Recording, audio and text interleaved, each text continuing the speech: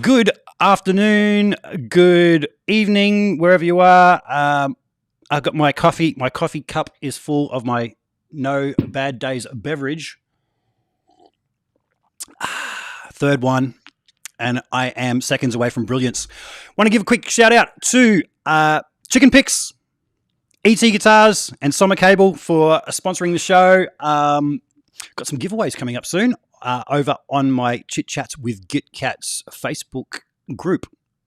I'm doing the group thing. You don't fool me, Facebook. Ooh. Group, yes, because you don't have to pay money to get reach. I'm onto you, Zuckerberg. Oh, and I can hear somebody outside. Who the hell is that? Ding dong. It is Mr. Dave Friedman. Hey, Dave. Hey. We're having a little joke that you have done this once or twice before. Yes. With your own show, up to 101 episodes times. now. It would be 101 times with my show, but I've done other people's shows too. So that's probably more like, yeah, that's way up there now. Old hat, as they say. Yeah. Exactly. I'm not scared. You're not scared? No, I used to be. I used to totally be freaked out by this. And I was saying to you before that it was episode 20 with you and Mark from Tone Talk, halfway into that where I ran out of questions and just went, fuck it, I know these guys, just chat as you normally would. And it's just flowed ever since, Ben. And so I thank you for the encouragement along the way. Well, I often say that, it has to flow. If it doesn't flow, you're in trouble. Yeah. Yeah. If you get on a show and you start doing a show and you realize, wow, this is not flowing right. You're starting to look at your watch, Yeah. I've had one unpleasant one to do, and that was with somebody who isn't that well known outside of his own country or Australia, who wouldn't talk to me before we went live. His wife was doing all the talking behind the camera, and she said to me, any longer than half an hour, and he's just going to walk out. I'm just like, okay. So I couldn't do the usual just talk. Yeah. That was just awkward. Sure. That was awkward. The one thing I do is, as I said to you, I've got my little whiteboard here. I might take some notes as we're going, but I generally ask the guest, what started the love affair with the electric guitar? How did that all start out for you, mate? It's a very good question. You asked me that a little bit earlier before we went on, and I started thinking about that. And it's hard to pinpoint exactly, but I do think a friend of mine that I grew up with, that what I consider I didn't have a brother, but I would consider him my brother, played guitar first. And him and his family were sort of the music conduit, kind of, because we were together all the time, So we were discovering like these bands and discovering things, and he had older sisters, and they were coming. Well, I mean, so this was, we were growing up in the 80s, right? So the sisters were older, so she was kind of coming out of the 70s. So, Led Zeppelin and different 70s influenced bands and stuff kind of came into play. But, I guess that's where it kind of all started. It's hard to pinpoint, though. I don't have that definitive answer for you. I do remember when I was a kid, some of the first I got a stereo, I remember, and I don't know the timeline when I got the stereo, if I got it before I met my friend or during. And I remember, so the stereo had, vinyl player or an 8-track player. Cool. Right. So I remember having some of both. And I remember I had an Elton John greatest hits record. And I remember I had Aerosmith Toys in the Attic record. And on 8-track, I think there was Blondie and some other questionable things probably. But I just remember those records first. Yeah.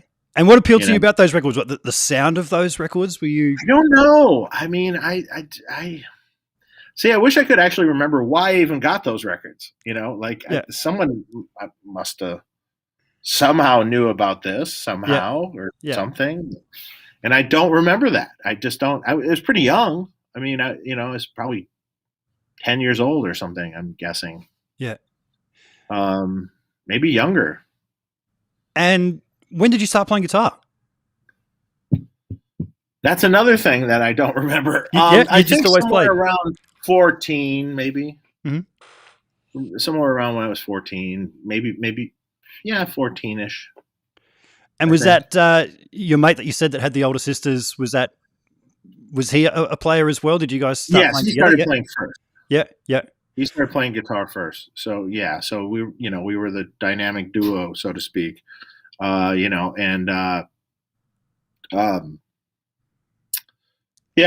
in bands together, and we went to all the concerts together, and everything. Were you the lead or the rhythm guy? I don't know if either of us was either at the time. I was probably he was more experienced of a player and a better player than I was, so I would say he would be more of the lead guy. But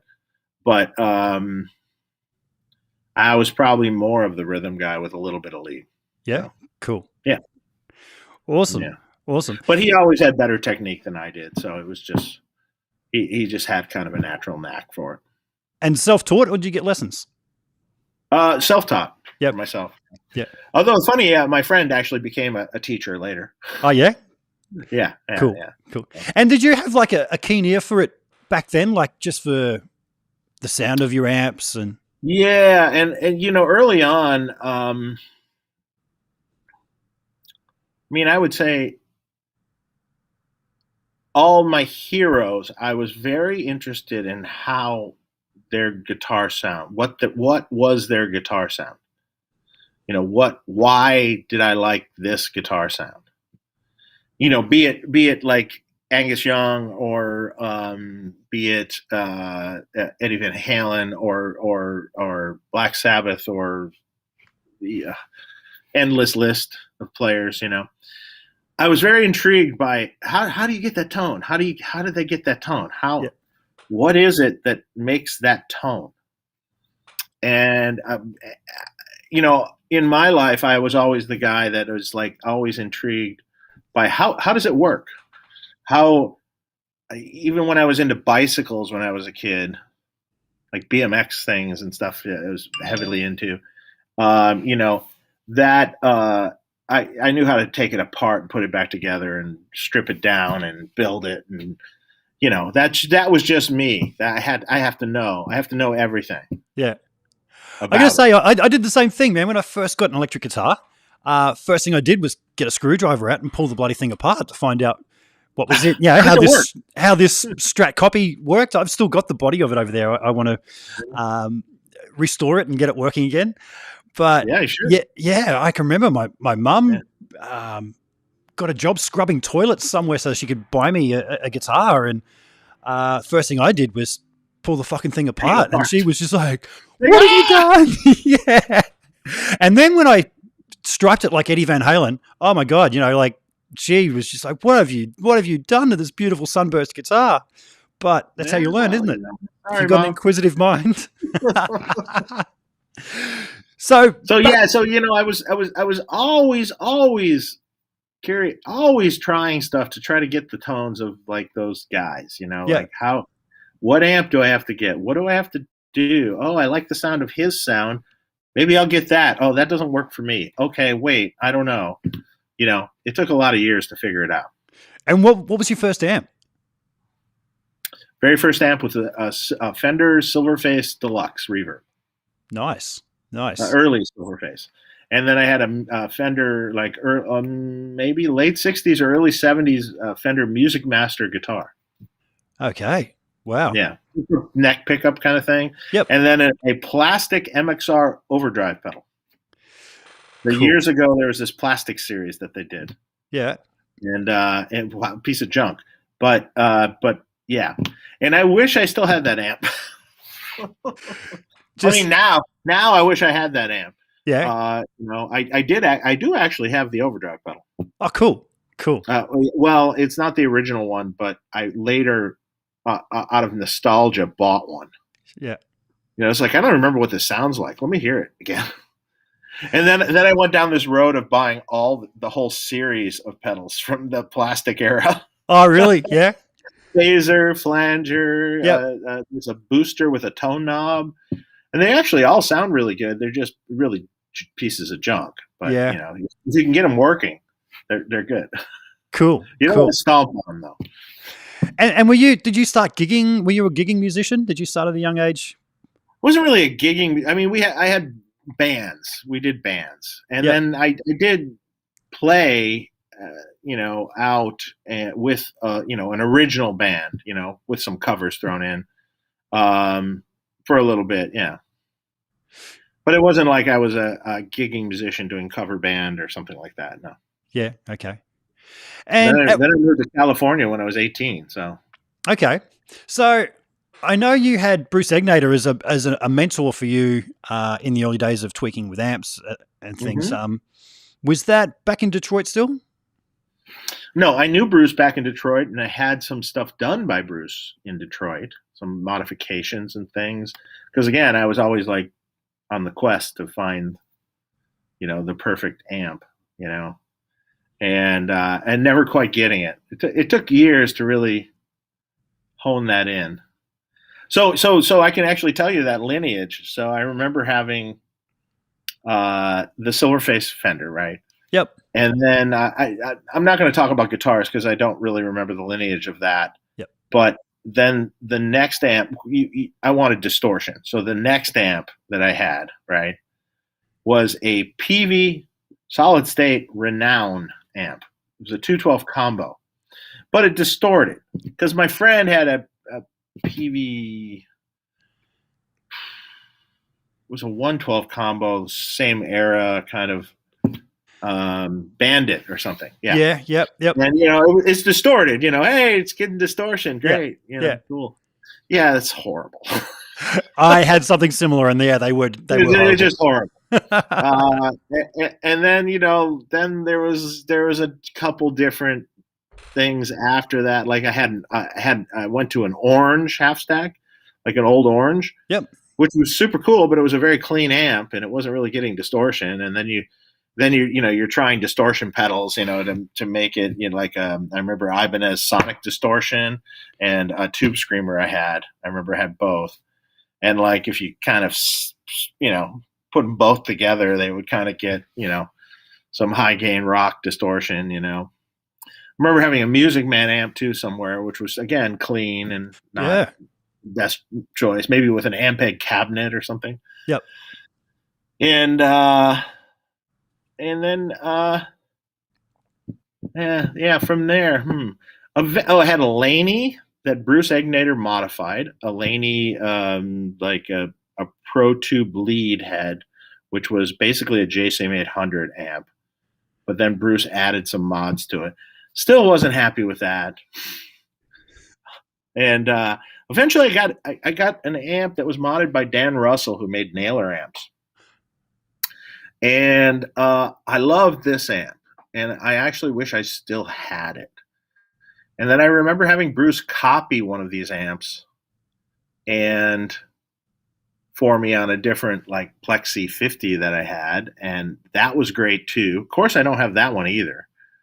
And then I moved to California, and I still had those amps here, or at least one of those amps. And then from there, I got, I had bought a bunch of old Marshalls off someone that was getting out of them before I moved. And I had Jose Arredondo modify an amp for me when I first moved here, probably 1988.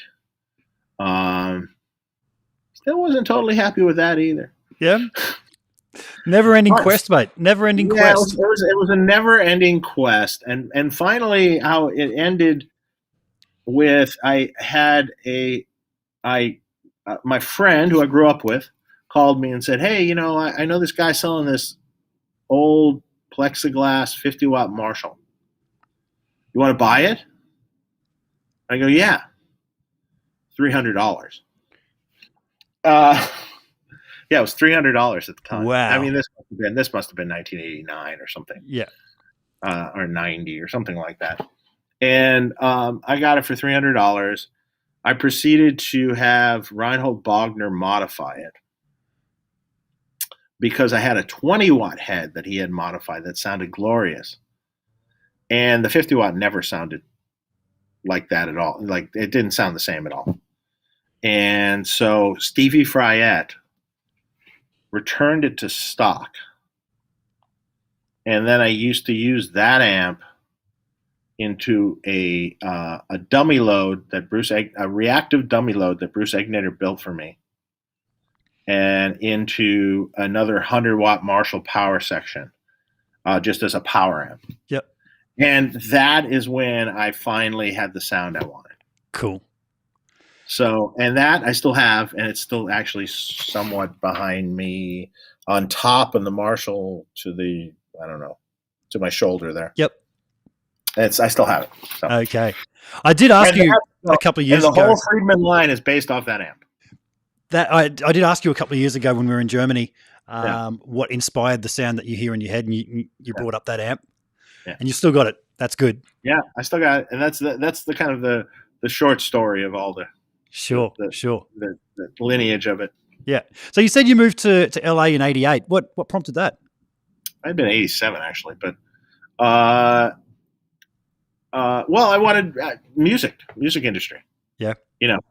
Be in a band, do something in LA. Everyone's doing stuff in LA. It's happening.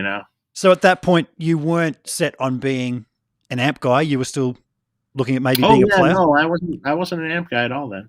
Yeah. I mean, I had my curiosities about it, but I wasn't an amp guy at all. No. Yeah. Right.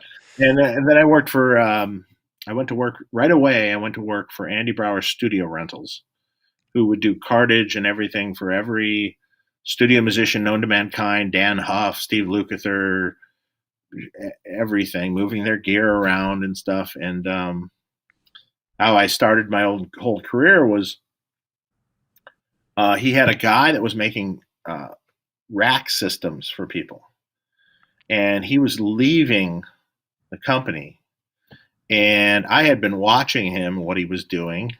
And I was a handy guy, and I had been watching him. And I'm like, hey, I think I can do what Mike was doing there and for you. And I just dove in and started doing it. And that's how I started my whole career. Wow. So did you have much of a background in electronics before that, or was it just one of those? No, none. No, learn what you need to know on the job. Learn what you need to know for the job. Yeah. Yep. Awesome. Yeah. Self-taught. Yeah. And then how that went. I mean, I did that, and I was, majority of my career was doing rigs for people. Yep. And early on, I was doing a rig for a guitar player named Randy Jacobs, who was in the band Was Not Was with Don Was. And he had this Soldano preamp that Bruce had modified. And this preamp sounded like God. It was amazing sounding. And I called Bruce because he remembered me from before, and I called him and contacted him, and I go, hey, we should do something. There's a market for this in LA. Here's what you should make. You should make a 4-channel preamp. Clean, broken up Fender, like Super Reverb broken up kind of thing. The hot rodded Plexi-ish Marshall, and then something a little beyond that, a little more hot rod. And let's make a 4-channel preamp. So we became partners, and he made the first 4-channel preamp. And during this time is when I was starting to work with him and learning about stuff and tweaking stuff, and I helped tweak that original preamp to what it became. And it became a very huge studio favorite out here for all the guys, and we sold a bunch of them. And that was the infamous IE4, yeah? Correct. Mm-hmm. Yeah? Yeah. I see Bruce is re-releasing one of those soon. Yeah. Eventually, I think it'll come out. Yeah. I've got my eye on one when it does, mate. Been going down a bit of a rabbit hole of trying to find a good, usable, versatile setup for me to play. Now you mentioned the mod of the Soldano. What Soldano preamp was it? It was a X88R preamp that Bruce had modified the center channel, second channel. Okay. Yeah. I just got a Soldano SP77, which is sitting right there, and just not quite gelling with it, man. Like the high gain channel, I'm used to Soldano being a really tight, focused kind of sound, and that one's a little bit loose. I'm just wondering. I don't know. Soldano's not a very tight sound, to be honest. It's always been kind of loose. The key with even like an old Soldano head was you had to run the gain down around 5 or 6 because it has this bright cap across the gain pot, and that gives you all the cut and the tightness. If you run it up, it's totally flubby. Well, that's exactly what's happening with this. And I've got a friend who's got an SLO 100, and I borrow that now and then, and fuck, that just sounds glorious. But again, I don't run that past 6. Is it older SLO? It is, yeah, absolutely. Well, I mean, it should be. I mean, there might be a couple little mods you could do. Yeah, I might have a chat to you about that and see if there's something I can do to this before getting rid of it. Sure. Because that's actually probably something very simple you can do. Yep, that would tighten it up. Yeah. Awesome. I'm going to pick your brains about that. So, you mentioned you worked for Andy Brower's Studio Rentals. Man, what a cool gig. Like, seriously, there's a lot of guys on forums that just talk the shit who have never played through the amps that they're recommending to people. But right. Yeah. So this is what I always say. So the library that I received when I was a young kid, because at that point in time, that was the pinnacle of studio instrument rental companies. And I mean, when you went in the front showroom, right, you would just look, and you're like, there's every blackface Fender, starting Princeton, Deluxe, Pro, Vibrolux, Super, Twin. Oh, there's the Tweeds, there's the Champ, the like Harvard, the Deluxe, the blah blah blah. And over here, Vox. Okay, we got all these Voxes, and you have High Watt, and you have vintage Plexi Marshall, you have other 70s Marshalls, you have modified Marshalls, Soldano, Jose, Lee Jackson. Don't remember who else. And you have, old Fender Bassman heads, and you have every cabinet known to mankind with every kind of speaker in it. Same thing with guitars. I mean, there's 4 vintage 60s Fender Strats on the wall. There's a 57 Strat. There's a 68 Les Paul Gold Top. There's just Fender electric 12-string from the, Candy Apple Red, Rickenbacker, you name it. So what that does, Dumbles, everything. Yeah. Yep. So you wind up hearing everything. Because generally speaking, if it went out on a rental, it comes back and you have to check it in. Checking in is checking every function of the amp, playing through it. You have to check all this stuff in.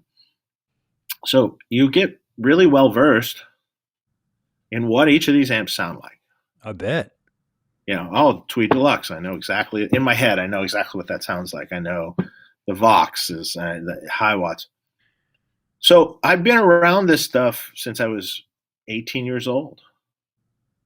And I had already had some cool amps. I already had some Plexis and some things. I already knew oranges, and I already kind of was in that, headspace when I first started working for them.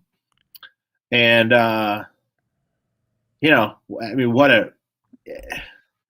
because, someone says, oh, it doesn't sound like a Plexi. I don't know. What does a Plexi sound like? Do you know? And better yet, which Plexi? Exactly.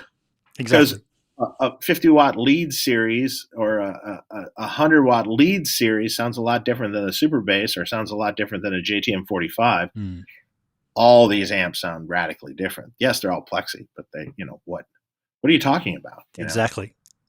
And and yeah, so it's interesting, and you saw like new amps coming, and because later from the Andy Brower's gig, it turned into Andy Brower's Making Music, which was a high end retail store that he was partners with a guy named Greg Bales, and who had a store in Chicago called Making Music, and it was a high end retail store. So we started doing high end retail, so selling Boogie, selling Soldano, selling later Egnator, and all this stuff. So then we had the retail side too. So I was well versed in that too, because I started working for them later. Man, I'm glad you brought up the whole Plexi thing. Of what are you talking to Super Lead? You're talking to JTM 45, because that's one thing. I see all these guys on forums, and they're all saying, "Yeah, I'm looking for a Plexi sound," or "That one sounds like a Plexi." And I'm been thinking, which particular Plexi? Just because a particular amp era had a piece of a plexiglass across the front panel doesn't define the sound. And I've had that theory for a while, and I say that to some people, and they sort of look at me like, "Yeah, fucking snob." But to hear you say that is like, thank you. That just reaffirmed exactly what I was thinking. Well, yeah, JTM 45 is very different. Let's just lump it into JTM 45 and lead spec. JTM 45 is more bass spec, so to speak. It's going to be a lot looser sounding. You're going to turn the bass off or at 2. You're going to turn everything else like up really loud. Yeah, right. And you might not run the volume at 10. You might run it at 8 or something, and or 6, and it'll be a great sound. But it's more like a Fender Bassman 410 Bassman. That's what it was sort of copied after. Yep. It's a little loose. It's a great sound though if you're doing like an Angus kind of thing or something like that. Yeah, it's great. Yeah. Cool. So when you were doing the eras of amps that that were even a Plexi 50, some of them had like a bass spec, so it was almost like a JTM 45. It still had a lot of low end in the preamp, but it didn't have a tube rectifier and stuff. So lead spec came kind of later when that was more bright and less low end and tighter, and so yeah. Okay. What are you talking about? What kind of sound? Is Plexi mean Jimi Hendrix? Plexi mean Angus? Plexi mean Eddie Van Halen? Exactly. That's how I kind of can categorize it. Or even Malcolm. When people say, "I want to sound like AC/DC," I go, Angus or Malcolm? Because to me, Malcolm had that awe kind of sound, whereas Angus was more E, just frequency wise, and put it together, combined, it's a big fucking sound. Yeah. So back when you were at Andy Brower, what was the most popular amp that everybody wanted at the studios?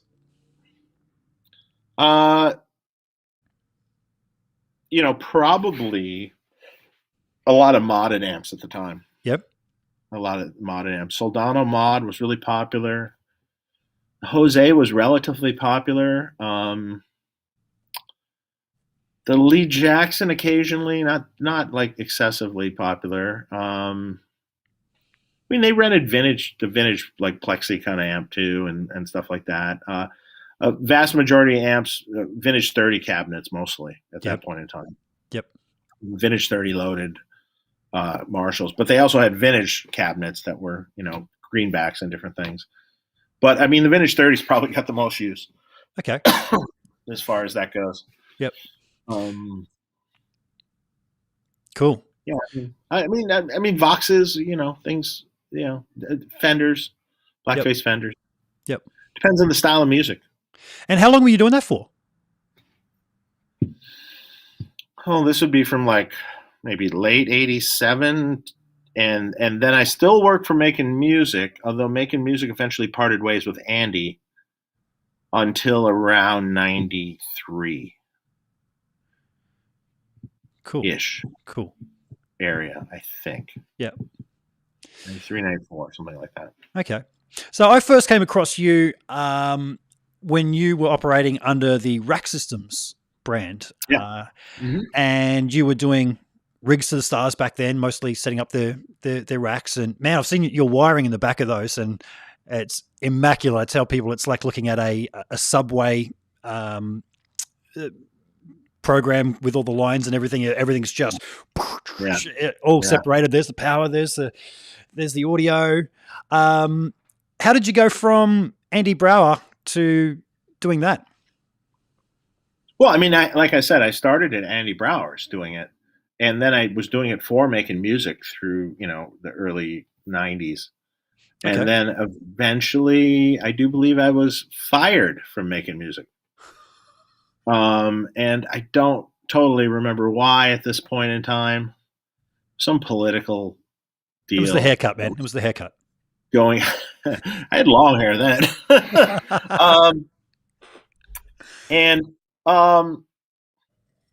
But it's the best thing that ever happened to me because it just, forced me. I'm just going to go do it on my own. I had the clients.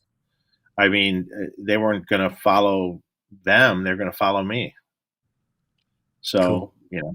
Off to the races I went. Yep. So when myself ever since. Cool. That's the way.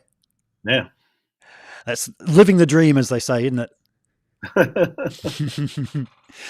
So, the whole rack thing, were you doing the modifications to Marshalls at the same time? Because I also knew you were doing the racks, but the brown eye mod, you could take a Marshall style. No, that was later. That was much, much, much later. Was it primarily through the 90s? I wasn't doing. I mean, I had been involved with Egnator through whatever year he went to Rocktron. That's when my relationship with him ended with Egnator. That was sometime in the 90s. I don't remember exactly when. Okay. I wasn't really doing any mods then. It was late. I mean, I might have done a couple later 90s, but I didn't really start doing the amps thing to more like around the 2000s. Okay. And I did a run of these naked. It started with I built some custom amps for Billy Howardell from Perfect Circle. Cool. And that became my naked amp that I did for a while. And I built some small runs of those. Mostly they went to Japan and a few artists. And all by hand, everything by hand. Drilling the chassis by hand. Wow. And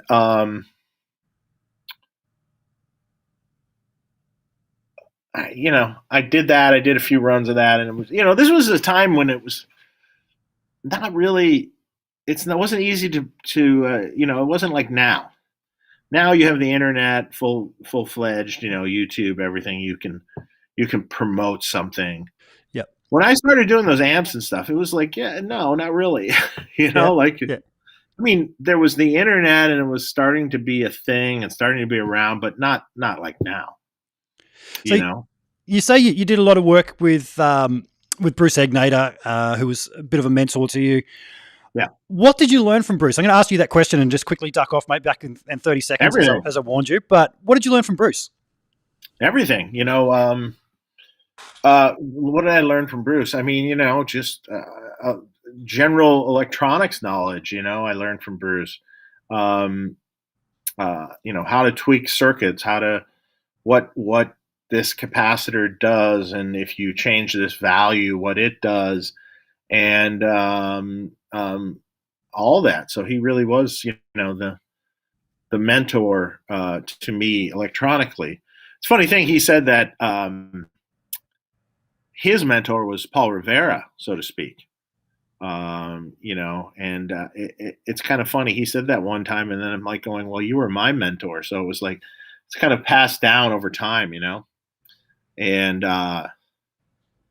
it was a great time. It was great to learn from him. And that was, he's still a good friend to this day, Now, the really sucky thing about me having to duck off like that is I totally missed what you had to say. And that means I'm going to have to go back, and I'm really interested to hear the answer to that. And I detest watching myself back on these things. I don't know about you with Tone Talk. Do you actually watch yourself, man? No, never. No. I never watch the show after it's done, ever. Yeah. I will. Never. if somebody says, "Oh, geez, the echo was really bad" or something, I might go and just drop in and have a listen to 10 seconds of it. But Yeah. no, it's absolute torture. Absolute torture.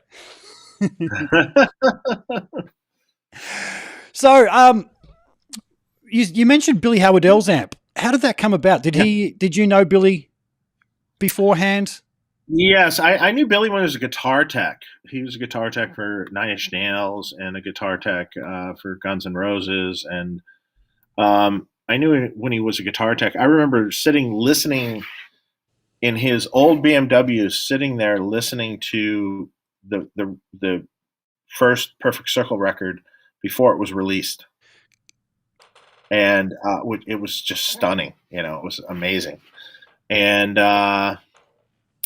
so how did that amp come about? It kind of came about because originally he really loved this Naylor amp that we had been selling and doing things with. And he really loved this Naylor amp, but he wanted me, could I modify his Marshall to be something like that? And so I modified his Marshall to be something like the Naylor front end, but with still some Marshall attributes in it. So, not exactly verbatim the whole amp. And was that based on, you mentioned you had a Naylor. Was that roughly based on that? Yeah, it was. Yeah, I had done work for the Naylor company, but by that point in time, I was. I had on the. They had a. Let's see, so there was a SuperDrive 60, and then there was the Dual 60. I'm the one that came up with the clean channel for that, and added that, and it became the Dual 60 amplifier because they wanted a channel switching amp, and I became friends with the owner at the time, which was named Kyle Kurtz, and yeah. But I had sold Naylor amps to a ton of people in LA. Yeah, too. Yeah. So the naked amp that you built for Billy, if the front end is more like the Naylor, nothing like your typical Brown Eye design? No, not at all. Completely different. The front end essentially is a version of a Naylor circuit. It's kind of evolved over the years a little bit. I've in recent years I've kind of done some updates and some tweaks to it. And I was going to be building a few of them for some people. It's not in our It's not in our line anymore. So hasn't been for a long time. Okay, but do you build the occasional one if somebody wants one? I'm building a run of them that's coming up that I have been in the process of building for a while. But then, the pandemic happened and then short supply of items and things. But I have all the head boxes to build them with, and I'm going to start here. They'll all be done by the end of the year. Okay. Now, you said that when you first started, how you drilled even the chassis yourself and everything. Yeah. Now you're licensed to Boutique Amps Distribution. So how does that work, mate? You design and then they build to your spec? Boutique Amps Distribution, we're a licensed company, so I still design everything. They do the manufacturing, marketing, and sales of the products with their distribution network. I'm very involved, though. It's like a partnership, so to speak. So my amps are made the way I want them to be made, period. Like, that every choice is mine. Yeah. And I'm down there a couple times a week, testing amps. Every amp that leaves, I test. So cool. Yeah. And I sign, actually. Nice. Every Friedman amp is signed or initialed by me. It's one thing I've noticed on your Facebook groups and pages is people always saying that when they email Friedman for tech support, it's always you that gets back to them, and people are blown away by that. I'm the tech support. You are the tech support. Yeah. Period. The man with the short, sharp answers. Well, how people go, well, don't you have someone that do that for you and this and that? And I go, okay, here's how this is going to work. So someone else does this for me, right? They're going to get a question. They're not going to know the answer. If they don't know the answer, they're going to come to me. Then they're going to ask me the question. And then I'm going to have to tell them. Then they have to reiterate that to the customer, which they might get wrong. And I find this process ridiculous. Yeah. It's quicker if I just answer the customer. Yep. Now, if I need to pass off like, hey, this guy needs to get sent this capacitor, or this guy needs this part, or this, that, I do have people that will help me facilitate that stuff. So I then, after I talk to them, I then pass it off. If it's going to come in for an RA, I pass it off to my guy Vlad, who handles all the RAs and all the parts and things like that. So, but yeah. So if you email Friedman, you get me first. Cool. Period. Yep. As long as you email the right email address. That's good, man. If you email sales, you're going to get our sales guy. Sure. Don't email sales. Email friedmanamps@gmail.com, and that's what you're going to get me. Yep. And then, and like you said, the groups, I look at the groups all the time. So I mean, chances are, I have to say, people, please just send me an email first. Because if you post it in the group, you're going to get 50 wrong answers until I answer. Yeah. And you're going to have to read through all this stuff. And almost all of them are ridiculous and wrong. So don't listen. They don't know. Dave, I got a question for you. I had Scott Henderson on last week, and he was talking about he runs a wet and dry setup, and I've been aware of many years of people running the wet rig.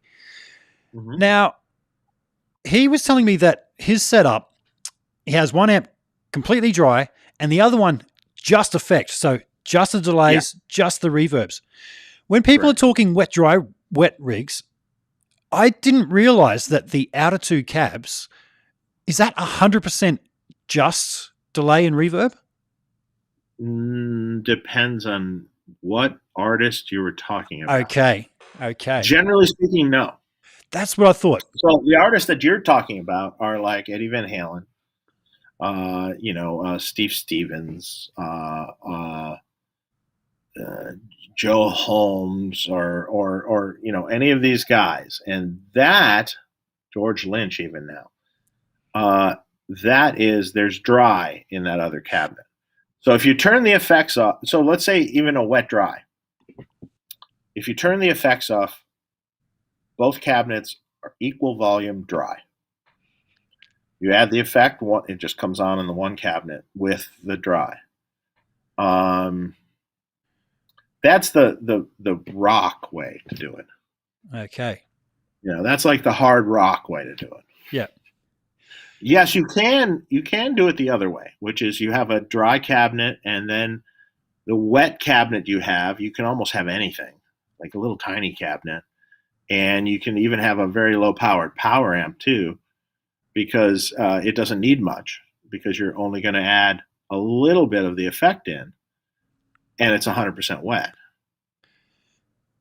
It's a good way also. But that's not the kind of the rock way to do it. Okay, cool. But when you do a setup like that, and you do have dry in the outside cabinets, you have to be sure that whatever effects you're using, or you need a mixer, that you need to make sure that the dry does not pass into the digital domain. Because if it does, there's latency. And so your rig will sound out of phase. Uh-huh. Because your wet cabinet, technically the dry signal in the wet cabinet is slightly delayed, from your dry cabinet. If you have an analog, if it's in an analog domain, that's not the case. So like, old delays, like an old Roland SDE 3000, the dry is an analog, it stays in an analog domain. It doesn't pass through an A to D and D to A. Okay. Newer things like a H9 passes straight through. Like it's not analog. Strymon things have an analog dry path. Boss DD 500s have an analog dry path. But there's a lot of things that don't. So once you get that going, it's going to sound a whole mess and fucked up. Okay. Yeah, I never really thought of that. That might explain. I did see somewhere that you were saying, I'm not sure if this is related, that you prefer analog delays in front of your amp and digital in the effects loop. No, that's got no... Not related. Not related, is it? But an analog delay, yes, I prefer it in front of an amp. Why is that? It's really where it was intended to go in the first place. Yeah, and you don't mind the repeats being distorted? All the sounds that you're emulating with it were done that way. Yeah. It's not to say that you couldn't, but generally speaking, an analog delay in a loop sounds really dark, extremely dark, like almost unusable dark. Uh-huh. Yeah. So speaking of loops, like everyone says that your loops sound amazing. Did you spend a lot of time sort of coming up with something that was as close to transparent as you could get? Well, yeah, I mean, it's a modified version. There was something done for Metropolis amps years ago called a zero loss effects loop. And the designer was a guy named Steve Miller originally. And the effects loop originally got licensed to us to use. But then over the years, I actually modified it and changed it a little bit. So now it's kind of slightly different from the original version. So it's kind of my thing now.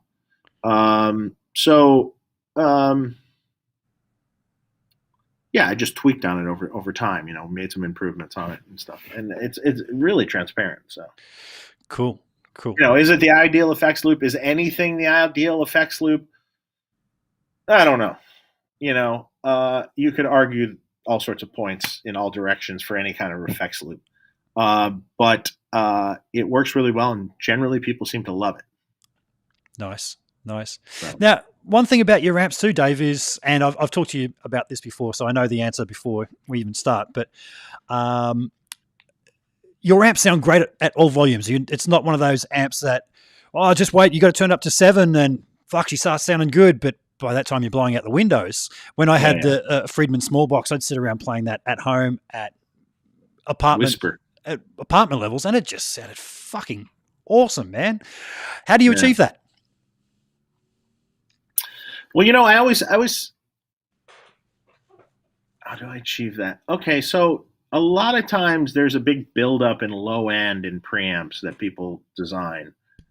And I'm kind of the opposite. I like to keep the low end out of the preamp and have a little bit more low end in the power section. Generally, when you're cascading gain stages, if you start cascading too much low end on the front end, it just starts getting sloppy. And it's almost not only like loose, but slow, not quick. So that's one thing.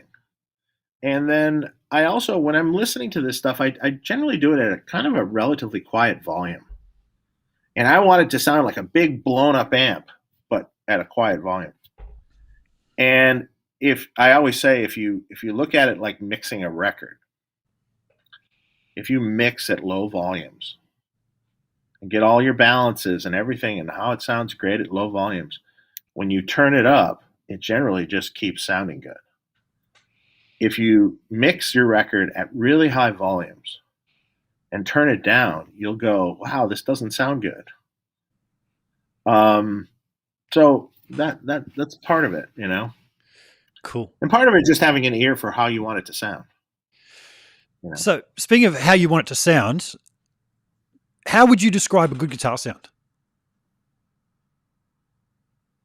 Oh, I mean, that's,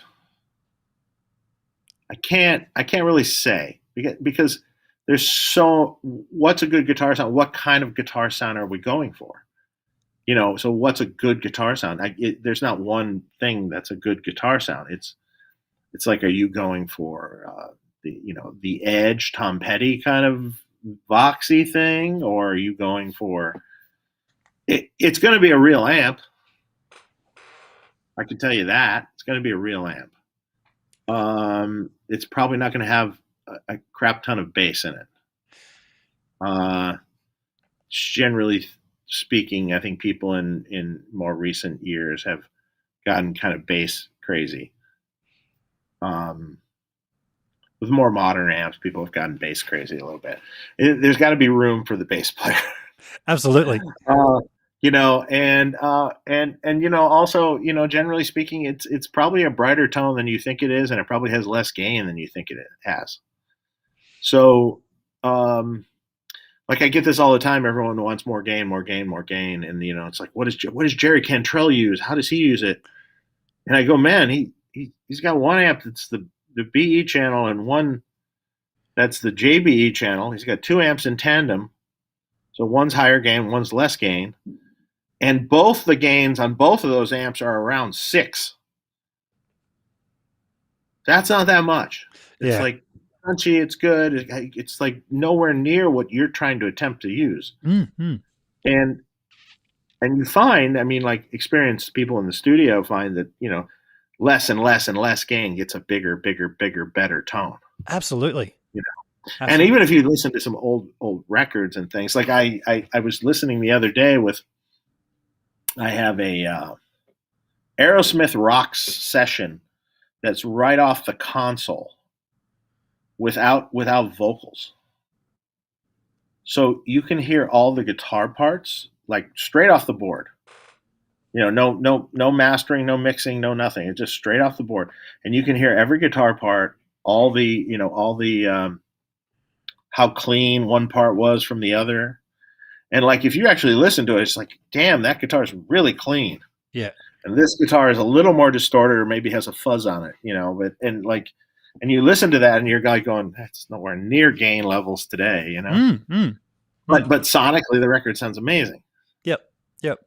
Now it surprises me when I see people who say they like the AC/DC sound and then they're playing and they've AC/DC has no gain. Fuck no, that's right. It's just like a little crunch. Yeah, and it's all in how you hit it. Yeah, got to hit that bloody thing. Yeah, you got to hit it. You got to, sure. Yeah. You got to hit it like you mean it. Yeah, and that's what I really like about your amps. I have actually had some guys say, "Oh yeah, I wouldn't mind getting a Friedman, BE100 or BE50 Deluxe," and I look at the way they play, and I'm just like, I don't know if it's the amp for you, man. You got to hit it and be able to control that amount of power. Mm-hmm. Not strum it like an acoustic guitar. It's no. You got to learn to control that thing, and it's a controlled hit.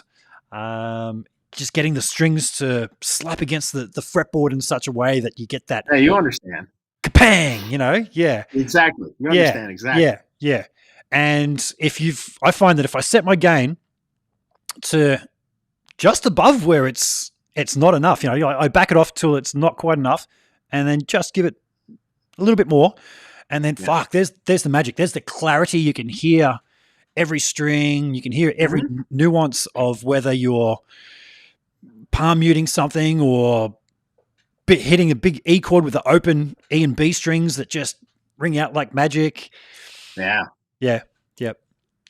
And that's what it's about. Yeah, for me, it was always the small box amp. The Plexi Channel on that. Yeah. It had that thing. You hit it hard, and it's distorted enough. You don't hit it so hard. Just back off a little and clean channel. Not clean channel. Don't need no clean channel. It's right there. So I know you call that clean. I know you call that a Plexi Channel on the amp. Is that what type of Plexi are you aiming for with that channel? That channel essentially, for the most part, is a lead spec Plexi channel with maybe a couple slight variations. If you were to turn that master to 10 and just use the volume like a Plexi would be, essentially you have the signal path of a Plexi. Yeah, give or take a couple little variances in parts. That's what you do. But down lower, it kind of behaves more like a slightly crunchy AC/DC sort of thing. Yep. Yep.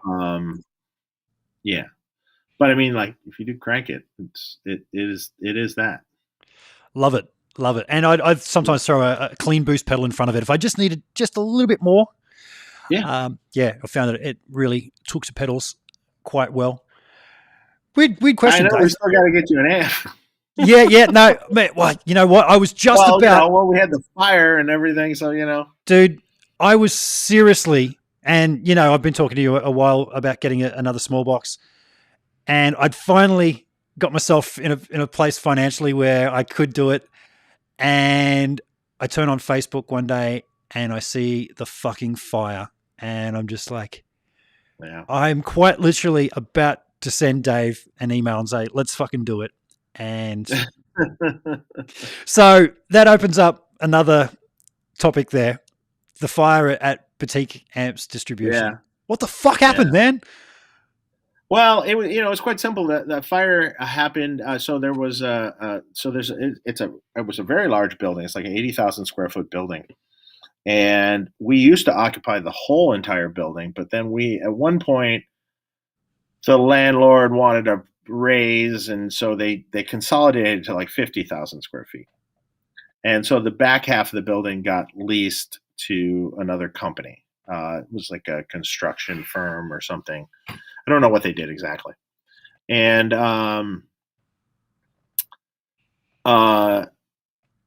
so, essentially what wound up happening was there were some homeless people that were camping out at the back corner of the building we had railroad tracks down the backside of our building, and they were by the back thing, and essentially we think that they set it on fire by accident, I'm assuming, but it ignited something inside that went up in a blaze. And so essentially, and it happened on a holiday, so no one was there, and it got out of control before someone knew it was happening, and it pretty much took down that 30,000 square feet of building to the ground. Our half of the building was fine. I mean, it burned through the adjoining wall, so it was like kind of patchy burn through. You could see out the end of our warehouse into the burned building, and all our stuff, in the first 10 feet in from that wall was a little messed up, of course, because water and everything else. But the rest of it looked like nothing ever happened except smoke. Oh, so massive smoke damage. So that means, everything gets thrown out.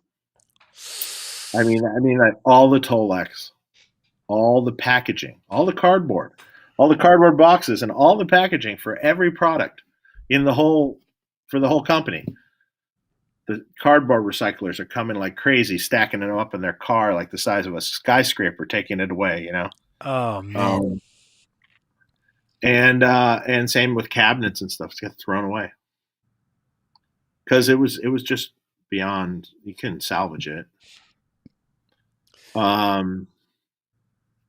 So then the search is like, well, what are we doing? So for like 4 weeks, it's like, are we staying here? Are we putting a wall in? Are we cleaning? Are we fixing? Are we refurbishing? What are we doing? So, and all the insurance stuff and everything.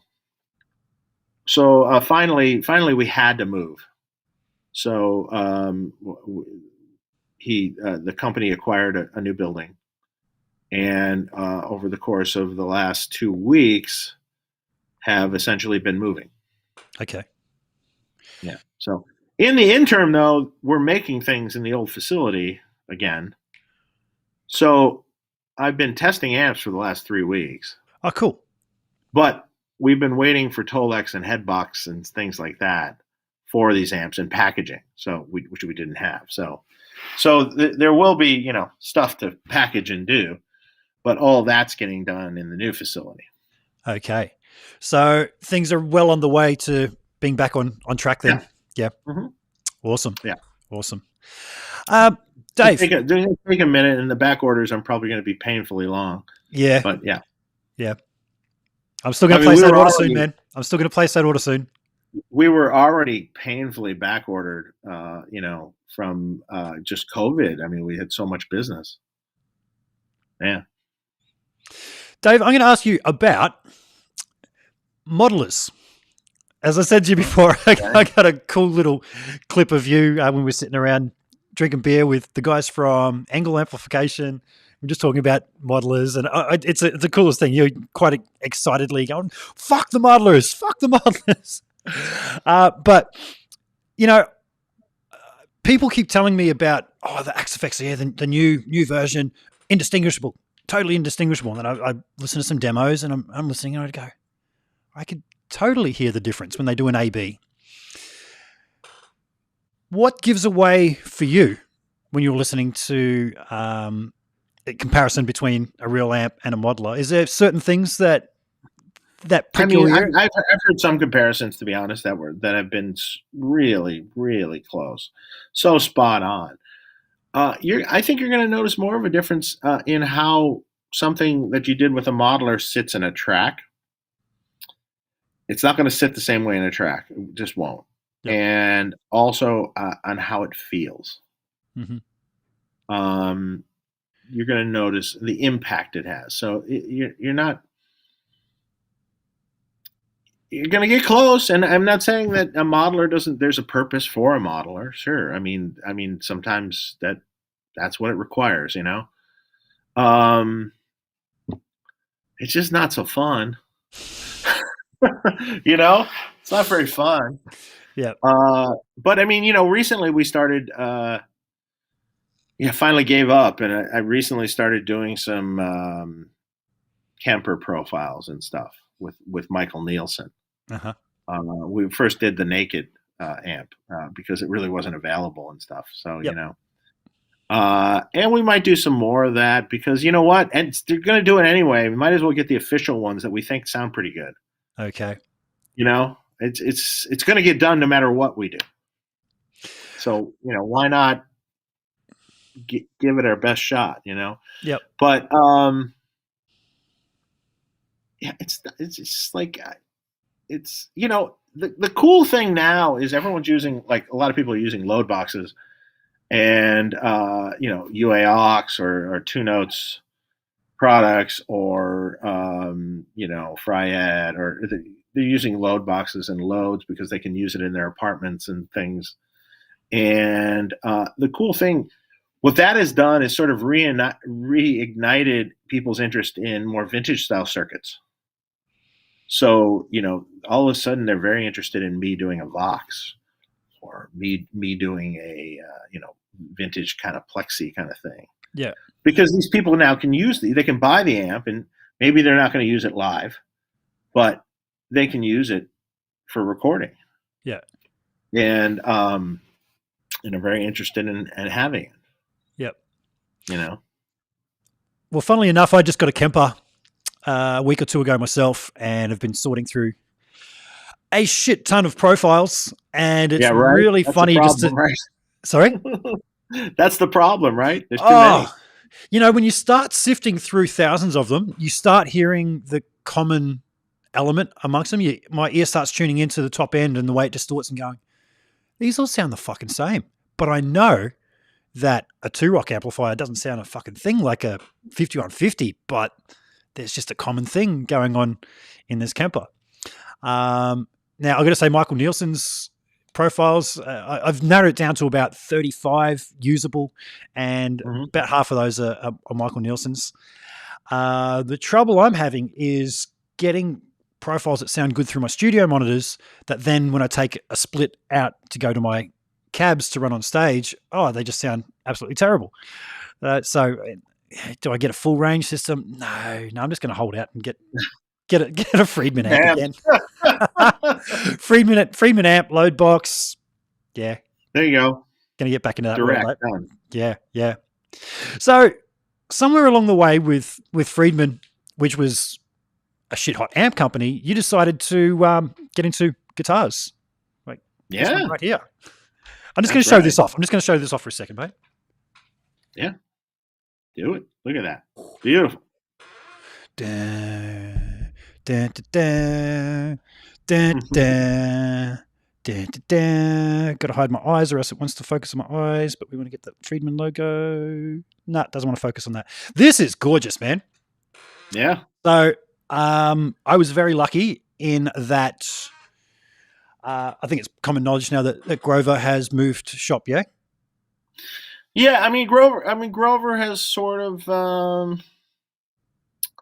not necessarily retired, but has moved to Nashville. He wanted to go home. He's from the Tennessee originally, and he wanted to simplify his life a little bit. So and that was great. I mean, that's fine. I mean, we are continuing on. We have some of the same people that are working with us. And we are going to continue to make the same quality product, maybe even better. Okay. So I wasn't aware. I thought Grover had relocated to Nashville and that he was going to keep on making guitars for you guys, but not the case, huh? Well, no, there's going to be some models that he might be making for us still, but Okay. But he's not going to make guitars per se anymore. Sure. At least the last thing. So we're going to be. We've had a contingency plan for his retirement. So okay. Well, we haven't officially announced what that is exactly, but yeah. Yeah. Well, I was very lucky that when I emailed you, you said that you had one left in the factory, and you sent me a photo of that, and I just went, mine. I'll have that, please. And man, what a guitar! I've been loving it, absolutely loving it. Yeah, it's great. When it comes to designing the guitars, because you've got Telly style, you've got Strat style. Oh, are we allowed to say Strat and Telly when we talk? T style, S style, neck through styles.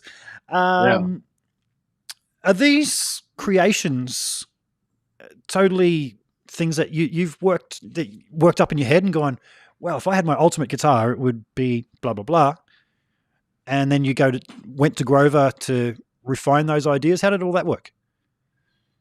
I had definitive ideas exactly what I wanted from the guitars and what I wanted them to be, and we had actually started before Grover. So okay, Grover was the second guy.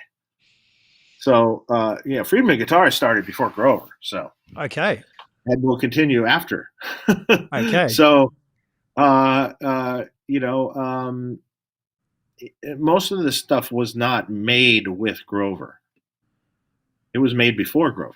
Grover just then came in and manufactured it with us. Yep.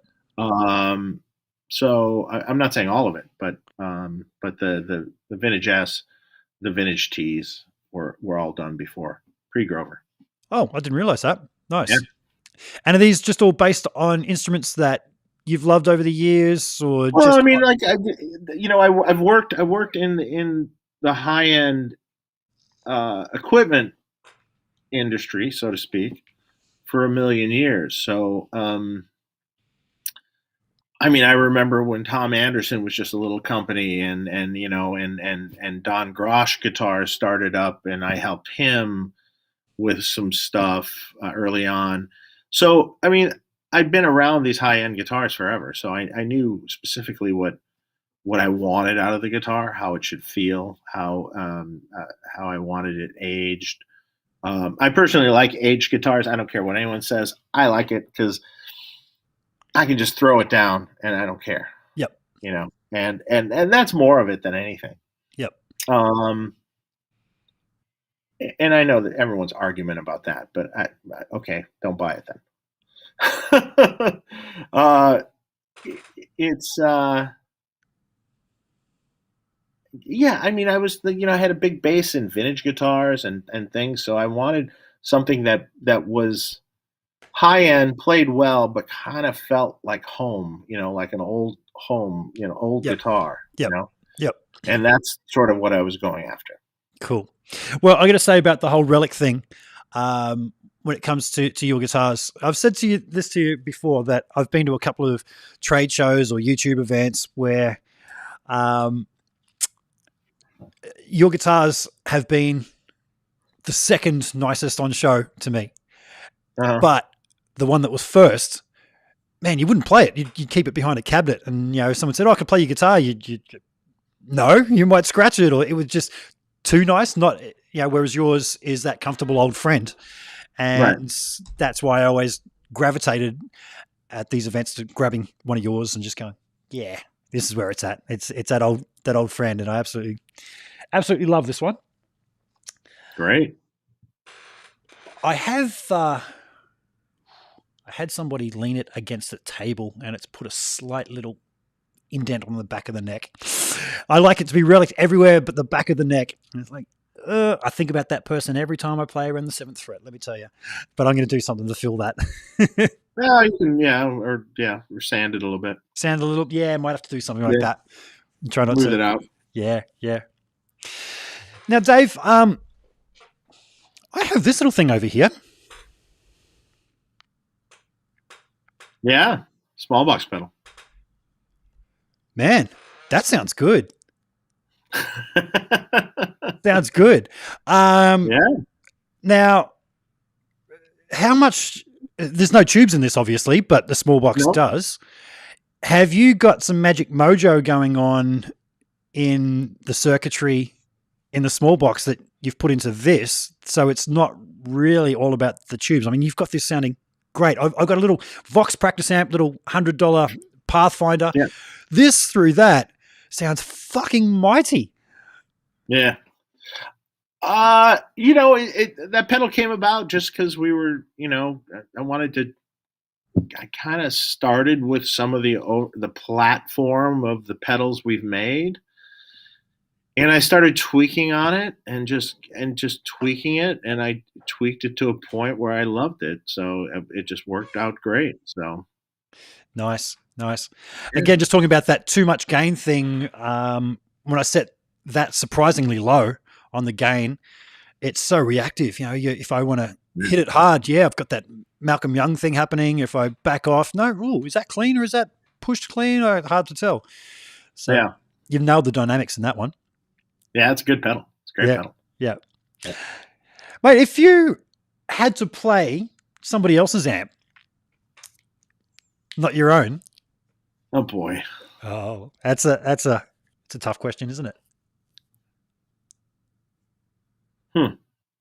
I don't know. That's a good question. Or is it springing to mind something like, well, I'd want, this for my clean and this for my dirty and this for my lead?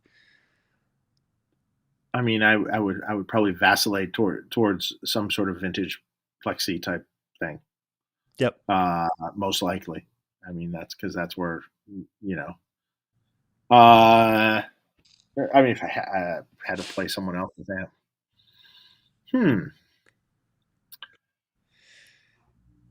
That's a tough one. It is, isn't it? It is. Yeah. Not that I brought up on the show the other night. I mean, there's some people that do some really good Plexi clones that I would say. This guy in somewhere in Canada named Dr. Dan Amps, and he does great like Marshall clone amps of all eras and kinds. Because it came up because someone was like, "Would you make a Black Flag 50?" And I'm like, I just don't have the time. Yeah. I could, but I just don't have the time. But I'll tell you, this guy can make you one. Cool. So he does really nice work. Have you seen many clones of? I'm going to thank you again for mentioning him on yet another show. Have you seen many clones of your amps getting around? Not really. No. I've seen a couple sort of. There's a couple. There's been a couple people. It's funny. I had someone that bought some guy who regretted it, bought a BE clone, BE100 clone off the internet because, it was cheaper. I think some guy had made it and was just selling it. And it's funny, his friend approached me for him. He's like, yeah, he bought this thing and he hates it. Would you be willing to fix it? I'm like, Sure, but I'm not exactly sure what I'm getting into here, so I don't know exactly what it's going to cost. But yeah, show me a picture before I say yes. And he showed me a picture, and it's relatively like I could turn it into something to make it proper. Yeah. And it was relatively right. It's just some poor choices and some components and things. Yeah, right. Yeah. Dave, I'm just going to let the people in the chat room know that I haven't been keeping an eye on that because I like to talk to my guests and give them my attention. I'm an ADD kid who's easily distracted. But guys, if you have any questions, I just found the chat room. You just found the chat room? Yeah. Yeah. So, folks, if you've got any questions for Dave, now's the time to drop them, and I'm going to start scanning through and finding some questions as well. But I just have another question for you, Dave. The JJ Junior, or Double J Junior, he calls it a Double J, right? Yeah. Yeah. Junior has EL 84s in it as opposed to 34s in the big one. Now, I generally don't like 84s in an amp. It doesn't have that push. The note jumps forward when I'm palm muting like the big brothers. But you've somehow managed to nail that in that amp. Did you try that? Did I try? Yeah. No, I haven't. I actually haven't. No. Yeah, I mean, there's a video out there that we did from NAMM where we were switching between the big one with an amp switcher and the little guy, and the person they couldn't tell which one they were on. Yeah. So no, it's just like, I sat there and tweaked it until I felt that it sounded basically the same. Yeah. I mean, granted, there's not the headroom that you have, but at a moderate volume, it's the same. Yeah, cool.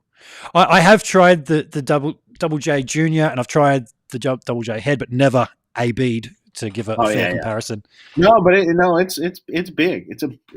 So throw that misconception about EL84s, and I think that's a total misconception, actually. To be honest, I mean, even if you a top boost Vox AC30, a proper one, an old one, you could compare that to a Plexi Marshall, and it would be very similar in characteristics.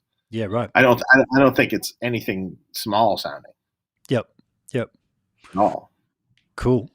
I think maybe it's just I'm used to smaller, cheaper amps using the 84s, and it just doesn't have that girth. I asked you what a good guitar sound is. For me, I want to have that clarity of being able to hear all the different strings individually. Like if I play a D chord, but then I throw in a major 7 and I can't hear that, it just turns to what I call cat hiss. Mm-hmm. It's like, nah, that's not the amp for me. When I'm palm muting, each note should pop forward, not get soaked back in. Is that an output transformer thing? The notes popping forward when you're palm muting, or is that some other voodoo? I don't know. You don't know. I just kind of tweak it till it sounds right. Yeah. That's a good question. Yeah. And man, that really brings to life for me, like, there's a lot of guys who are masters at what they do who aren't trained in, you said you were self-taught, that just tweak until it sounds good. It's the same like with mix engineers, some guitar players, no idea what they're doing, but it's just brilliant, So just some of your answers there, it seems like that's what you do. You just tweak until it sounds good. Essentially, yeah. I mean, but by now I know on paper what it's going to sound like. Yeah. Kind of, yeah. So, Cool. It's that's hard to explain, but you do over time after messing with things for so long. So, Dave, when it comes to mods, you're still modifying people's amps for them? Oh yeah. Yeah. Yep. And everywhere. One thing that I see asked a lot on in your Facebook groups is what mods are available. Is there a list that people can find those somewhere, or is it one of those things, if you can think it, just send you an email and ask? It's best if you just email me, and then I don't necessarily have a list. It's best if you just email me and tell me what you're after, really. Cool. Because there's a variety of things we can do, depending on what you're going after. Cool. Cool. Folks, as I said, now's the time to drop some questions. I'm going to start going through here. The wife whisperer. As I said, that I've heard you refer to that before. That comes from your Jakey Lee interview, does it? Yes, that comes. Yeah. So this. Yeah. Watch the episode. You'll understand. Okay. A lot of shout outs as usual. Oh, Rich Rankin was there saying, "Hey, Dave." I had Rich on. Rankin. Yeah, I had Rich on a few weeks ago. He showed us around the Tyler factory. Hey, Rich Rankin, if you're listening, I want to get you on our show. Yes, he was a great chat. Yeah. Hi, Dave. Can you please talk about your involvement with George Lynch in the design of the Randall Brahma module? How does it compare in voicing compared to the small box cleaner Plexi Channel? Brahma has more gain than the small box Plexi Channel. What was my involvement with that? Well, they had paid me to design this with George, and we came up with some. I designed all three of the modules that he had, and George and I tweaked on it together until we came up with what we had. I don't know how I can explain the difference in what the Brahma is exactly. I mean, it's a slight different take on a hot rodded Marshall sort of circuit. It has more gain than, say, the Plexi Channel of the small box, for sure. It doesn't have quite as much as gain as a BE channel does. So, it's been a while since I actually like A-B'd something like that. So that's a good question. It's been a while. That's a long time ago. Mate, I'm just scanning through. There's more shout outs. There's a buddy of mine there, Skits, he's known as, and I've been telling him he needs to get a Friedman, and he's just saying that he recently picked up a Double J Junior. And I think I might see that maybe. Yeah, by far the best amp he's owned. Yep. Told you, Skitsy. Tone Talk. Hey, guys. So Mark's in there watching. Hey. We got more shout-outs. I'm not going to read out all the shout-outs. Michael Torren's in there watching. Who was that, sorry? Michael Torren. He's been on our show. And okay. So friends with Michael Nielsen and us. Yep. Hey, Michael. Gonzalo Cordovas is there. Thanks for the Pisco again, years later.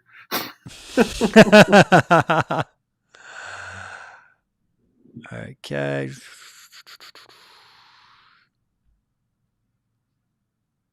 Yeah, I'm looking too. Yeah. Sorry about the radio silence, folks. We're both scanning through the questions there. No point reading out all the shout-outs. We know we're great. I say that in jest.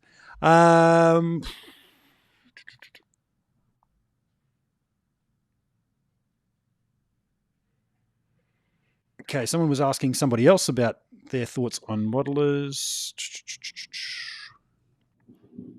Dave, what is the best amp you've ever made? Did you get it right the first time? Best amp I ever made? Shoot. I don't know.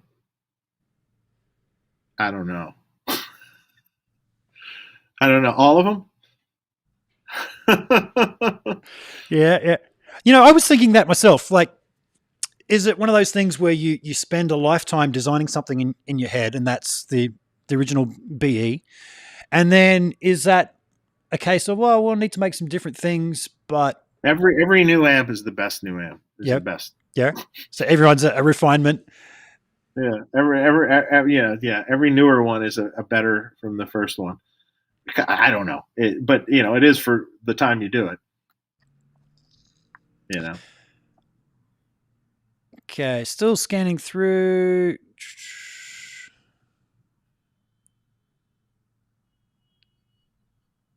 This is why I don't go through these as we're talking, because I find it very distracting. Somebody could be talking, going, oh, yeah. And meanwhile, you're reading all the comments. Someone's just tuned in. Has Dave talked about the vintage series amps he's going to do? The AC has me hella intrigued.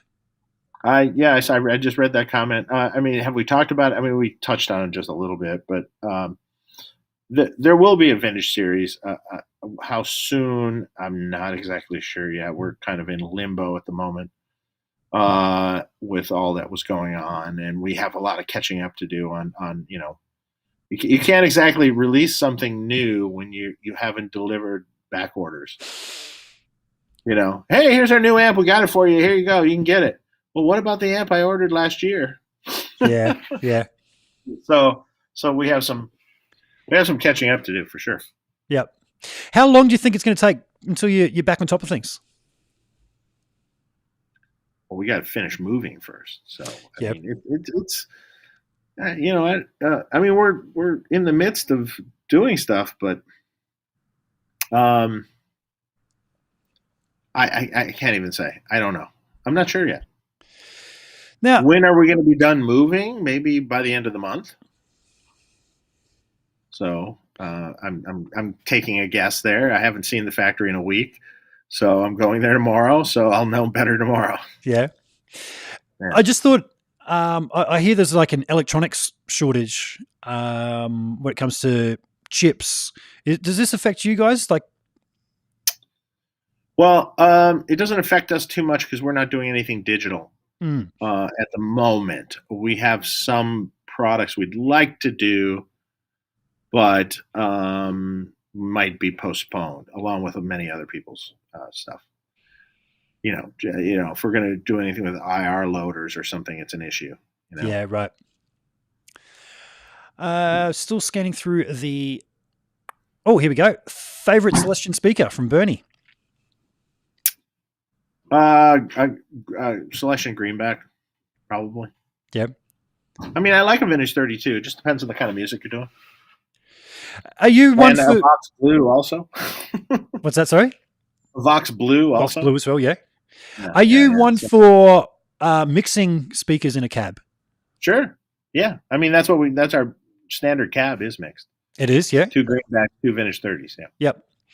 Yep. So if you were to mic up one of those cabs, which speaker would you mic? It depends. It depends on the type of music you're playing. Yep.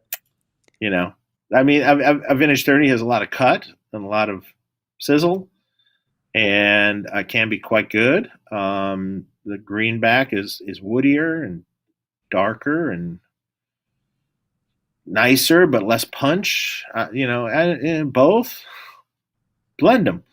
Yeah.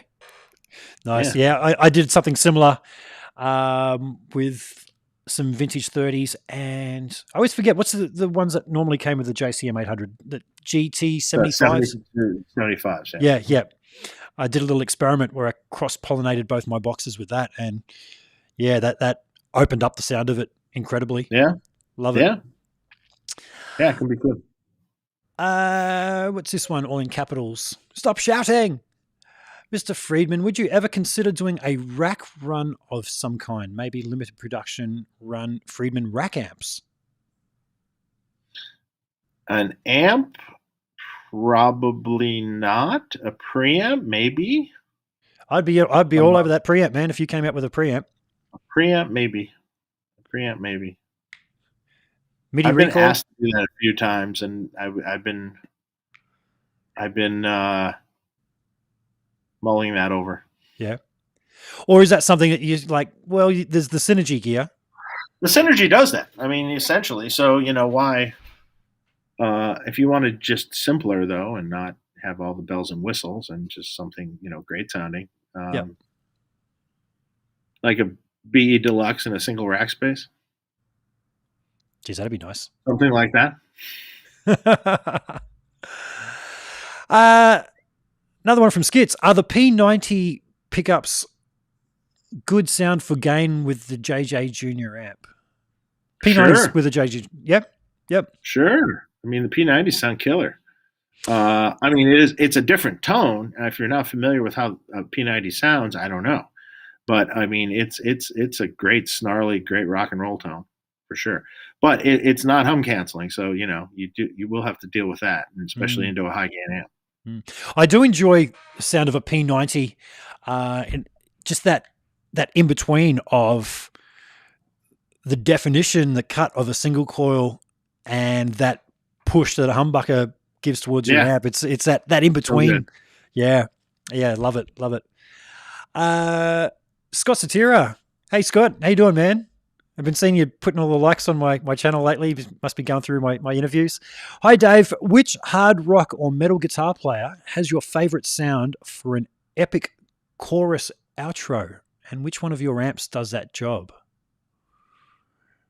I don't even know what that means exactly. Yeah, I should have read ahead. Which hard rock metal guitar player has your favorite sound for an epic chorus outro?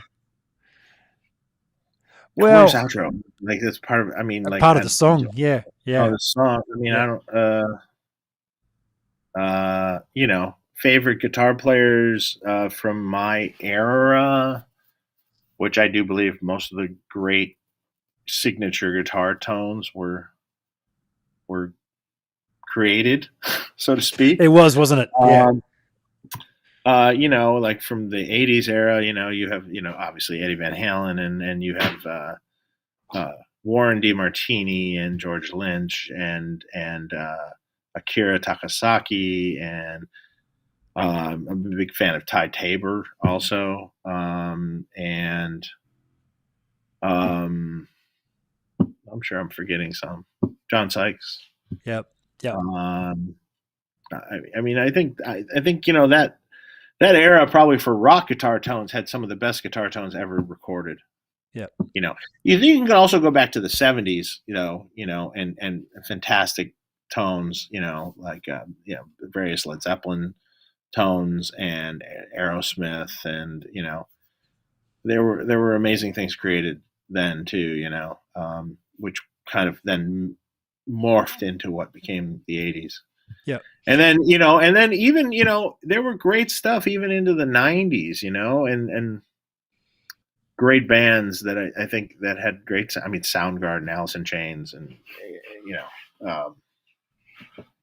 I mean, I even left Nirvana, Pearl Jam. I mean, there were great guitar sounds on all that stuff too. So you just mentioned Alice in Chains, and you do make Jerry's signature amp. What does somebody like Jerry Cantrell or Steve Stevens come to you and ask for? Like, is it a case of, hey, I have this amp, I just want something that sounds like that, or do they have a sound in their head? Well, with Jerry, it was more like he had already tried one of my early Marcia amps, B100, so to speak, and he was already liking that, and using it. And then at one point, I kind of approached him and goes, "How about we just do kind of?" I had already sort of developed it with him, and tweaked a few things in his amps. And because he originally had one, he would have one heavier amp and one lower gain amp, which was the Marcia originally, and then he'd have another amp like a Uberschall or various other things to go with it. And then eventually, like, well, what if I can develop something higher gain also that you can use in that slot? And then I did, and then he started using two of the amps. And then I'm like, how about we just do your own model, and like how you want it to look, what you want it to be called, and all that. We had already sort of developed the sounds over time. And then we came up with the look, and it's a very successful, our most successful signature amp. Cool. Yeah. And the 20 watts are on fire. I mean, they always sell. So, well, they're a great price, aren't they? Great price point in comparison. So am I right in thinking that the big one is a point-to-point hand-wired, whereas the smaller is using a board? A PC board. Yeah. Yep. Mm-hmm. Is there a difference in sound to you between the two? No? Okay. Put that one to bed right there. Really. Huh? Yep. No, not really. Not at all. And like, I don't feel that PC board makes any difference in tone from a hand-wired either. In fact, in many respects, the PC board's a better way of doing it. You can actually get parts closer to shorter signal paths and parts closer to where they're going, and less wire and capacitance. It's actually closer to what's technically called point to point, where point to point technically is parts literally transversing tube sockets with no turret board or anything. It's like no wire. Okay. And it's actually closer to that because you can put the parts where they need to go. And it's actually cleaner. I mean, So I might have to. And you don't people say, well, you can't mount the tube sockets to the board and this and that.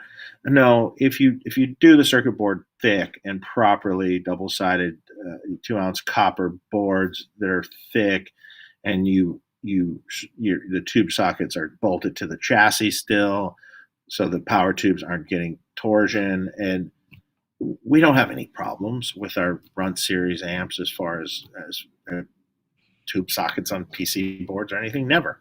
No, never. Not even the 50 watt. No. Cool. Doesn't happen. Cool. Because it's done right. I might have to investigate some of the PC board Friedmans and see if one of those floats my boat. It's a bit hard over here, mate. There's not a dealer within a very far distance, so I'm relying on YouTube videos and the like. Some more questions here, Dave. I'm not sure if you touched on this. Any amps with internal load / IRs on the horizon?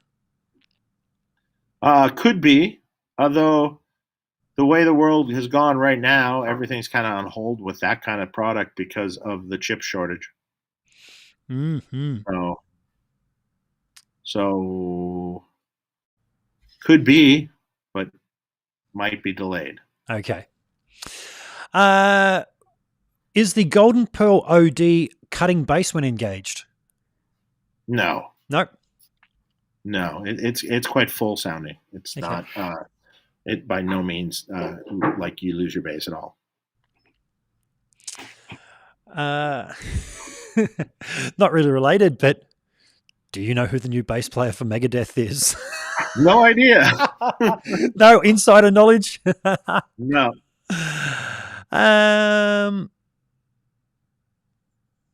Skitsy's asking if Dave started off as a Sparky electrician before moving on to amplifiers, but no, we covered that. No.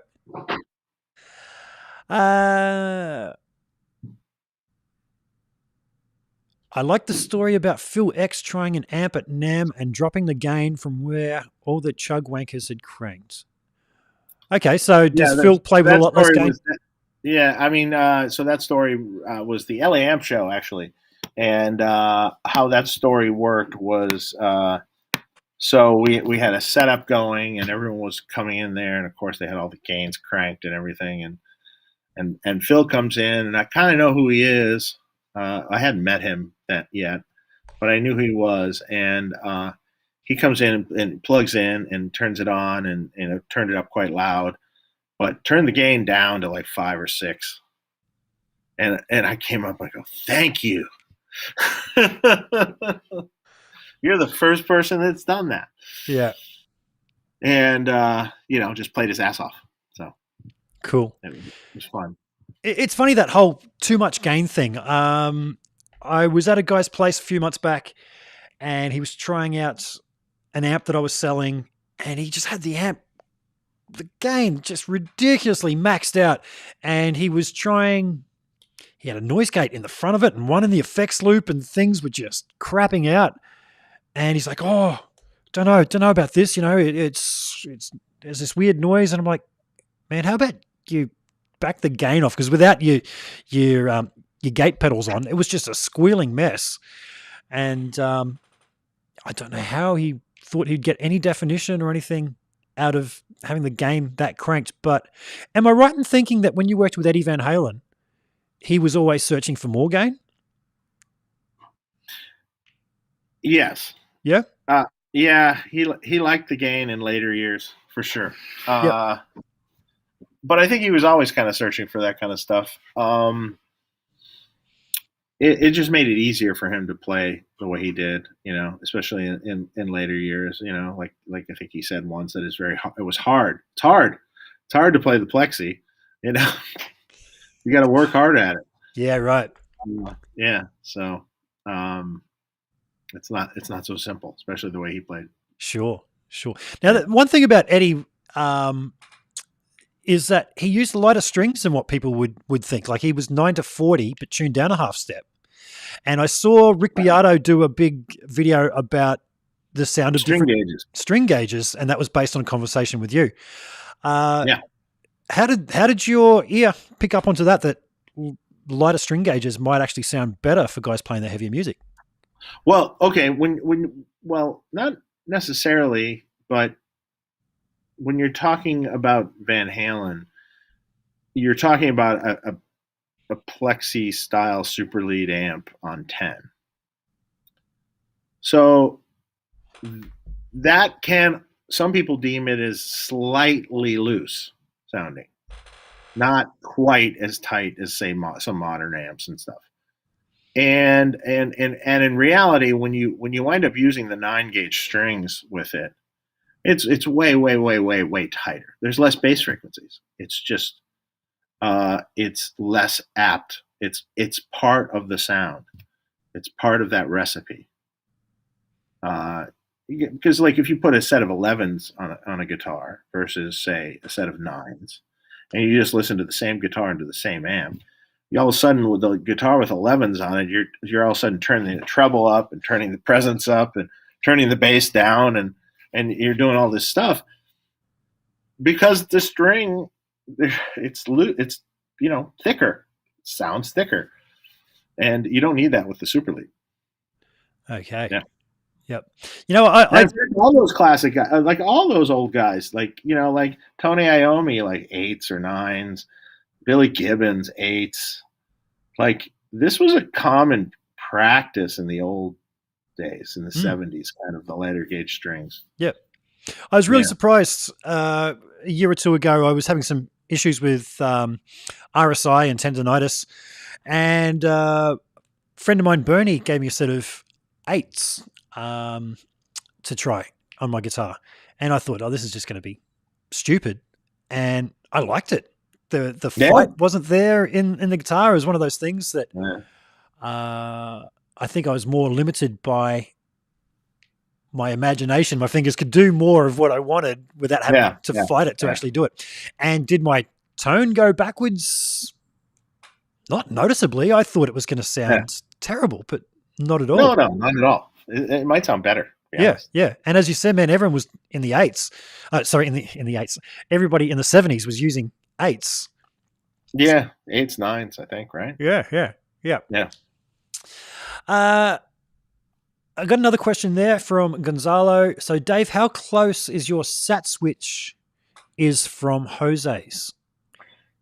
The sat switch is definitely stolen from some of his stuff. So it's a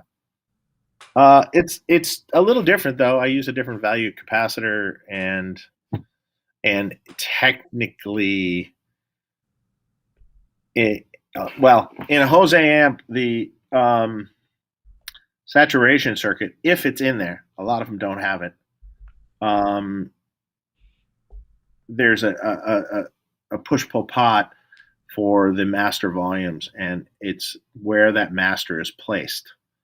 The saturation components are always in there, but it sounds radically different if the master is in front of the EQ, which is one mode, or post EQ, like a normal master volume.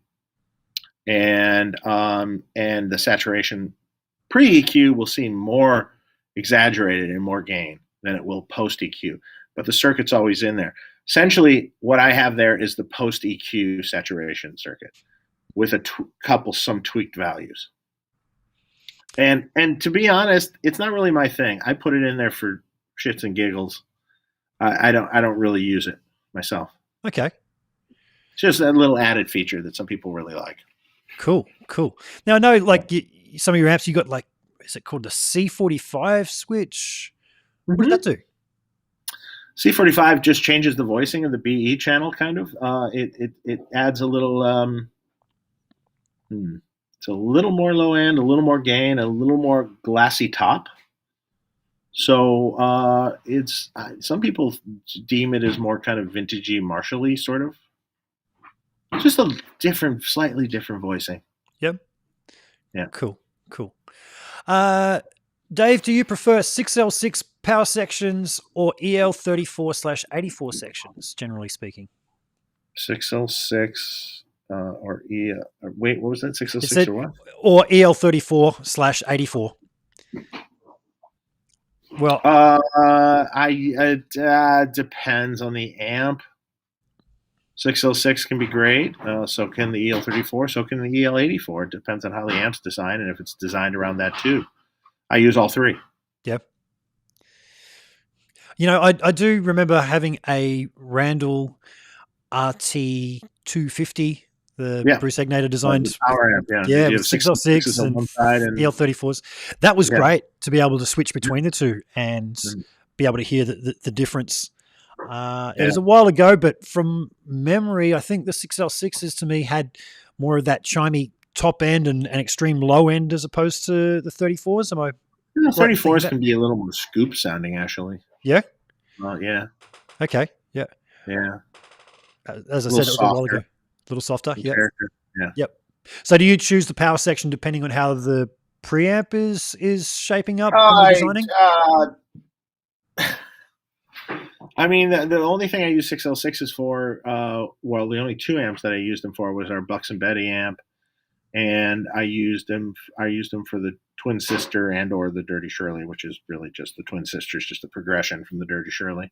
Okay. I did that because the power sections of those amps were based on the JTM45, or at least on the Shirley, and that originally was more of a 6L6 based amp.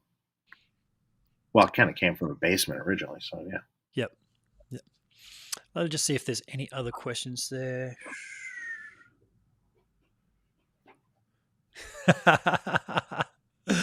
You must be sick of this one. Why does a Double J Junior have no standby switch?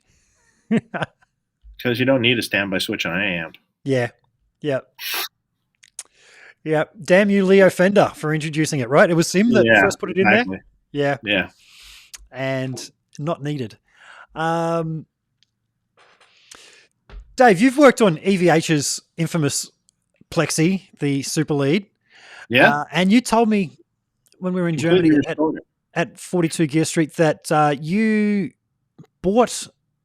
had another period correct amplifier, almost the same, that you pulled the wire out of to get the period correct wire to restore it. Yeah.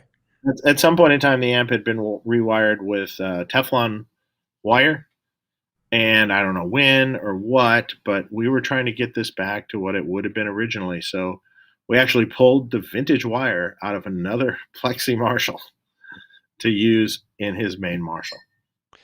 And in doing so, did you discover that there was anything different about his Marshall that made it so glorious? Or, I mean, it's no, not really. I mean, it's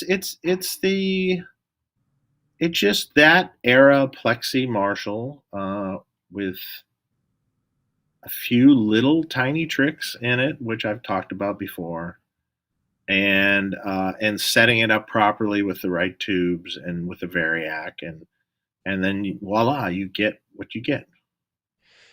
And how much does the Variac actually really make a difference? Oh, that's a huge part of it. It is, yeah? Yeah, huge part. Uh-huh. Yeah. The squishiness and the feel of it, and how you bias it with that, it makes that sort of makes the tone. Very unrelated question just popped up. Detroit, Chicago, or New York pizza? Is there a difference? I didn't know. Oh, there's a difference. There's definitely a difference. Polar opposites.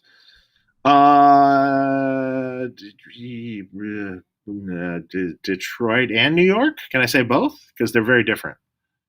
Like both. I do like Chicago too, but I got to be in the mood. So maybe Detroit. Okay. See, I didn't know there was a difference. I actually live above a Pizza Hut, and I had to curb my pizza habit because I turned from a skinny guy to a fat guy very quickly, going down there every night. Might have had to do with the chocolate ice cream chaser that I'd have as well. So, Dave, you mentioned the things that Jerry was asking you for in his amps. Yeah. How about someone like Steve Stevens? Because I think out of that developed over time too. I mean, it was just like, I remember, I think I said to Steve once, I go, what you were known for is your plexi tones. That's what you were known for, and now you're like so far away from it. Like you were using 5150 amps at the time, and you're pretty far away from it. And like, why don't we get you back to your plexi tones? Yeah. And then we worked on some amps together and stuff. First, there was a Blankenship amp, and that I did for him that he liked, and then it was. Then we tweaked that, and then he had other early amps, and then finally we just said, hey, why don't we just do a model? And he explained to me what he wanted, and we sat there, and I knew what he wanted. I knew what he was going for. I knew what his legacy tone was, so to speak. Yeah. And if that was the goal, but he said maybe a little fatter on single notes, that was kind of it.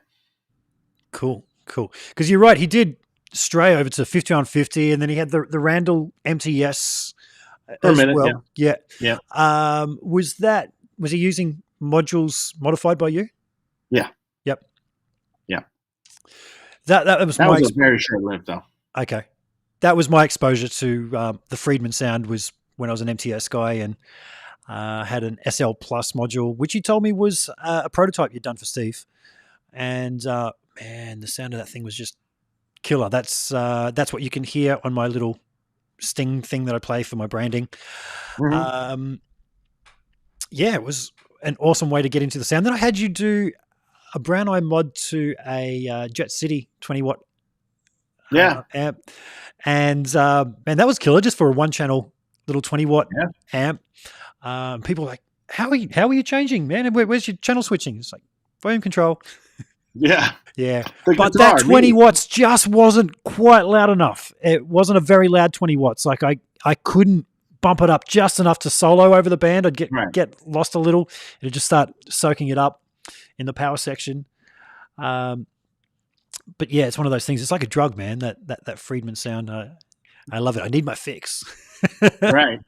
I've been going through all the profiles around trying to see if I can find something that captures that Friedman top end, and everyone just gives, like, when they have a Friedman preset, like an Axe FX or Kemper and that kind of thing, it's always a very exaggerated top end, and it's not that pleasant top end that you've got. It's a narky in your face thing. Well, that's because it's not the real amp. Yeah. And I've got quite an important gig coming up just over a week's time with a whole bunch of 80s pop stars that I tend to play with, and they all know me for the first run of shows that I did using my small box, and they're all like, man, what did you use last time? It wasn't as good as that other that great old Marshall that they all keep calling it. They're all going blind. They all need their glasses. So I did see that Skits was in the chat room, and he's just bought a Double J Junior. I might see if I can lend that for the show, because I've been trying a few other things. It's just not cutting it. I know these guys are going to want to hear. There you go. The real deal. Yeah. Any more questions for Dave, guys, before I round things up? Speak now, forever hold your peace. And in the meantime, I want to say thanks, Dave, for being the man behind the tones, and and just for your support as well, mate. I know you've got your own little chat show. It's my favorite chat show to watch on YouTube, Tone Talk with Mark. And now you guys have been very, very kind to me behind the scenes, as I say, helping each other out and hooking up guests and the like. And just, it was 20 episodes in when I had you guys on this show that I found the comfort zone of, just talk. Okay, we got a question. Okay. How similar are the small box Wildwood second and third channel versus BE 50 second channel?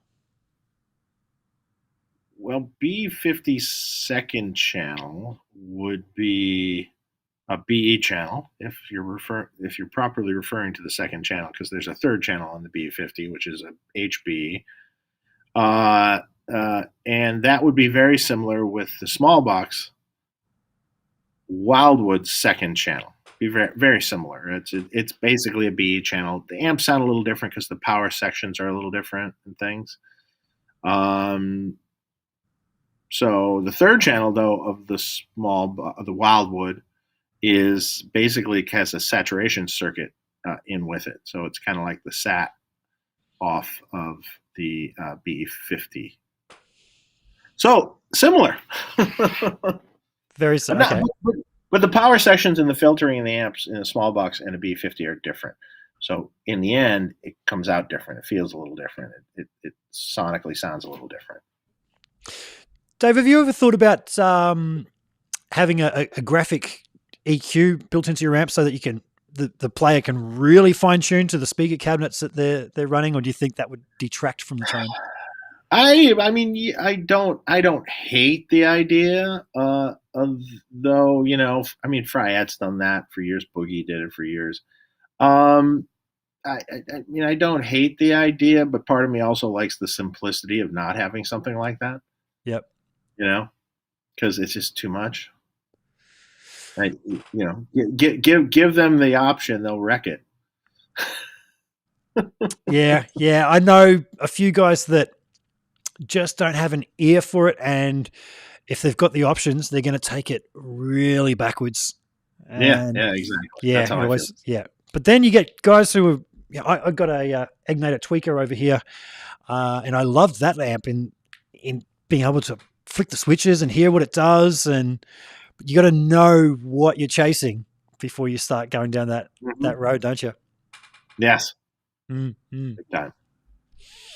Awesome. Dave, I think that's it for the questions in there. Yeah, I think so too. Yeah.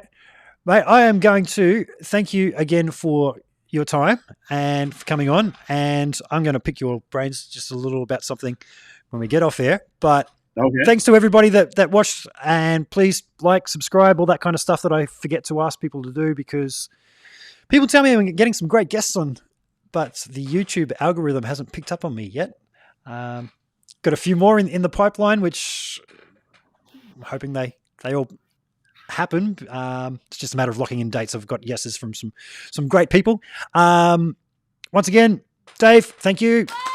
Hey. Don't you wish you had one of these for your show so you could do that? Yeah, I know, right? Yeah. Yeah. So thanks, folks. Thanks, Dave. I'm going to hit my end screen button with the really cool sound clip with my old Randall module that Dave had tweaked for me, and it sounds something like this.